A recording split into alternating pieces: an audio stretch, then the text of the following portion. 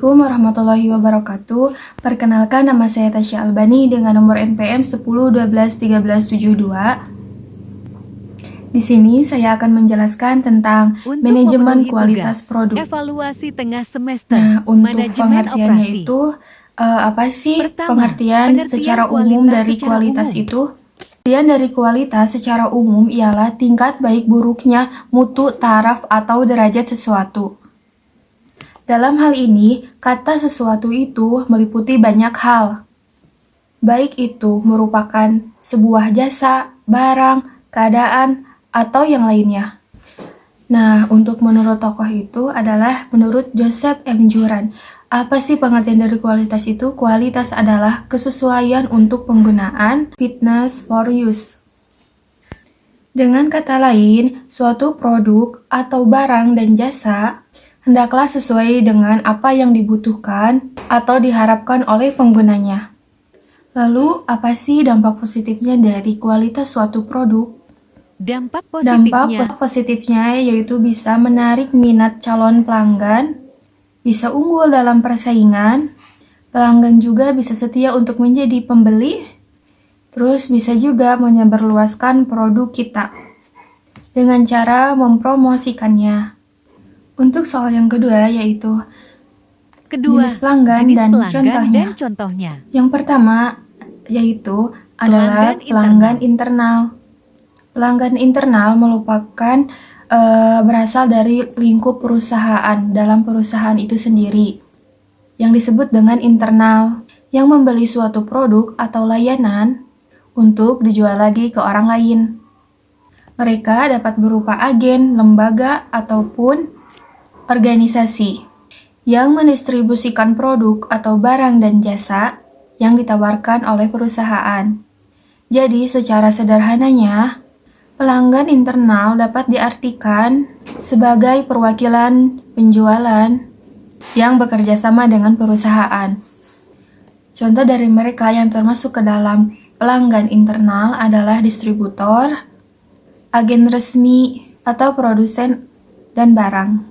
Misalnya saja produsen kain yang memiliki pelanggan internal, seorang pengusaha konveksi pakaian.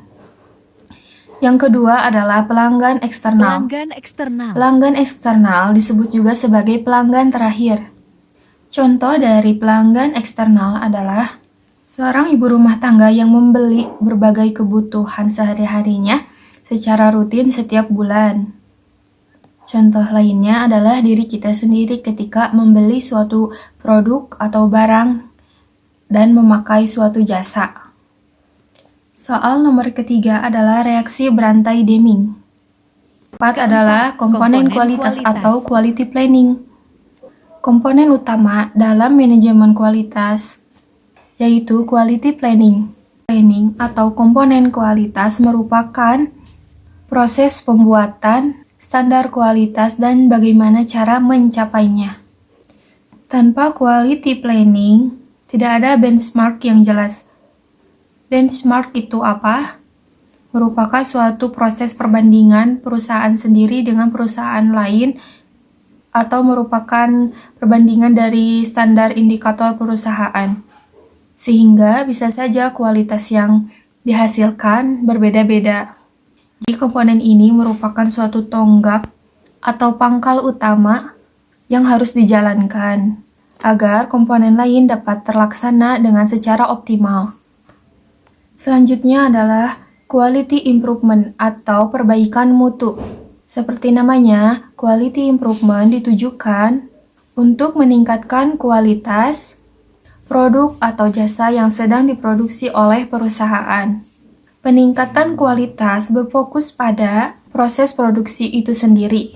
Biasanya, peningkatan kualitas ini dapat dilaksanakan di tengah-tengah produksi, agar proses dilakukan secara optimal dan produk yang dihasilkan bisa dipercaya kualitasnya.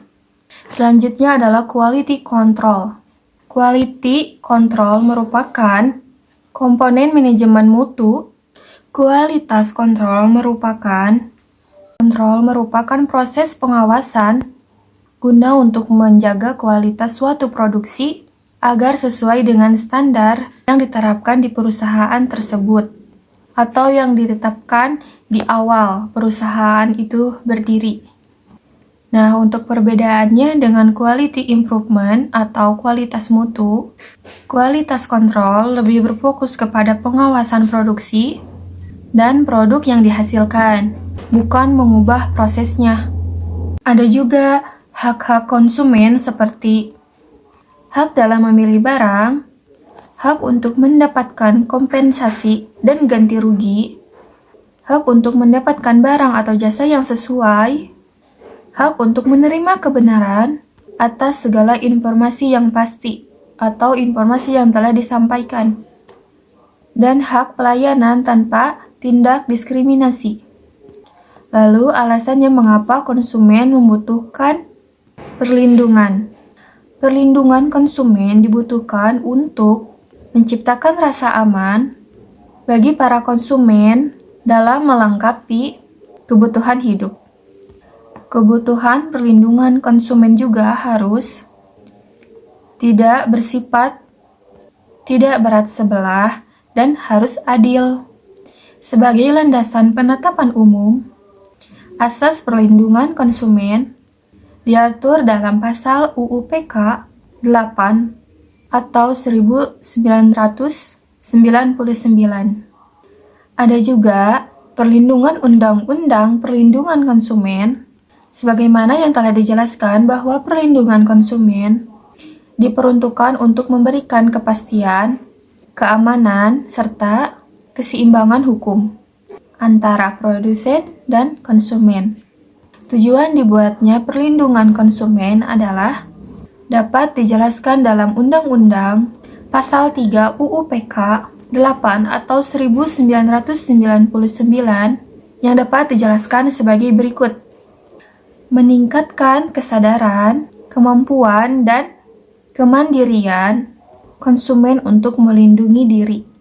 Mengangkat harkat dan martabat konsumen dengan cara menghadirkannya dari ekses negatif, pemakaian dan atau jasa. Meningkatkan pemberdayaan konsumen dalam memilih, menentukan, dan menuntut hak-haknya sebagai konsumen. Menciptakan perlindungan konsumen, menciptakan dalam sistem perlindungan konsumen itu yang mengandung unsur kepastian hukum dan keterbukaan informasi, serta akses untuk mendapatkan informasi tersebut.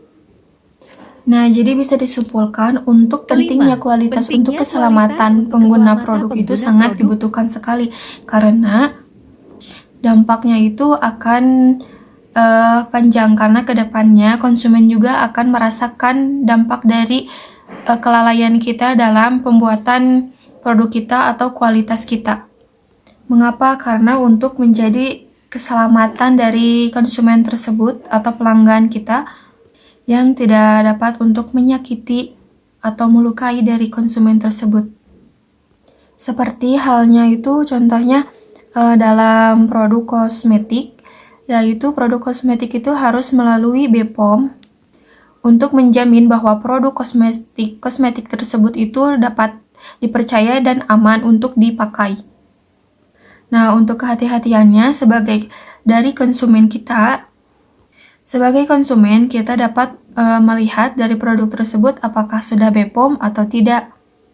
Nah, untuk bagi yang muslim itu bisa melihat dari logo dari produk tersebut itu apakah sudah halal atau tidak, atau sudah bersertifikat MUI. Untuk makanan juga di dalam kemasannya itu bisa ada logo halalnya. Menurut saya selain daripada kita harus melindungi dari pentingnya keselamatan konsumen, kita juga harus menjaga lingkungan kita ketika kita membuat suatu produk di perusahaan dengan cara misalkan si produk itu packagingnya dapat ramah terhadap lingkungan, juga tidak dapat mencemari sungai-sungai yang ada di sekitarnya. Selain dapat melindungi dari keselamatan konsumen, kita juga dapat melindungi terhadap lingkungan yang ada di sekitar perusahaan kita. Atau lebih tepatnya itu, etika dalam berbisnis itu sangat dibutuhkan agar perusahaan kita itu tidak didemo misalkan sama masyarakat sekitar. Karena terjadinya atau terkenanya dampak polusi dari suatu perusahaan yang kita dirikan.